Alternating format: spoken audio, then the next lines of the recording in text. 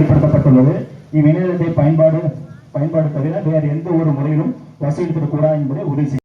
சுகாதாரமான கிராமத்தினை உருவாக்க கடைபிடிக்க வேண்டிய சமூக ஒழுக்கத்தை தவறாது கடைபிடிக்க கிராம சபையில் உறுதியளித்தல்.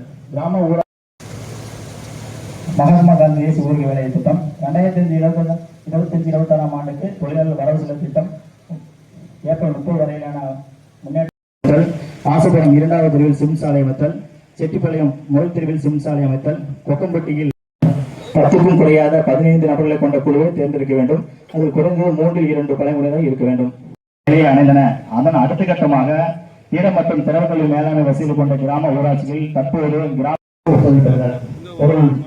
தொழிலாளர் துறை அபிவிருத்தி ஊராட்சி கிராம ஊராட்சி கொத்துரிமை தொழிலாளர் வேலைவாய்ப்புடன் கூடிய திறன் மேம்பாட்டு பயிற்சி அளித்தல் தொடர்பாக தகவல் தெரிவித்தல்.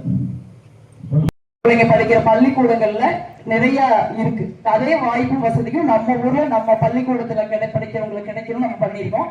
இந்தியாவிலேயே எங்கேயும் இல்லாத அளவுக்கு நாடாளுமன்ற உறுப்பினர் நிதியில அதிகம் ஸ்மார்ட் கிளாஸ் இருக்கிற தொகுதி நம்மளுதான். இந்த டேர்ம் முடிகிறதுக்குள்ள எல்லா பள்ளிக்கூடத்திலையும் 1வது போட்டணும்னு நம்ம நினைக்கிறோம். அதே போல நம்ம தமிழ்நாட்டின் மாண்புமிகு முதலமைச்சர் அவர்கள் அரசாங்க பள்ளிக்கூடத்துல ஆரம்ப பள்ளிக்கூடங்கள்ல தமிழ்நாடு முழுக்க ஸ்மார்ட் கிளாஸ் போட்டாங்க. இது ஒரு கல்வி வரலாற்றுல ஒரு பெரிய புரட்சி. இந்தியால வேற எங்கேயுமே இந்த மாதிரி ஆரம்ப பள்ளிக்கூடங்கள்ல ஸ்மார்ட் கிளாஸ் கிடையாது. ஏன்னா நம்மலாம் என் வயசுல இருக்கிறவங்க எல்லாம் படிச்சு வளர்ந்துருப்பாங்க.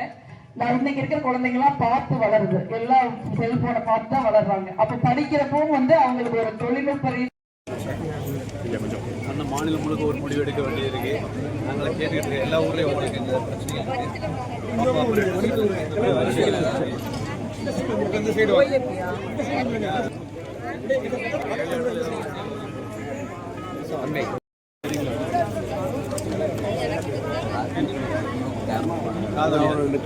கிளம்புவாங்க.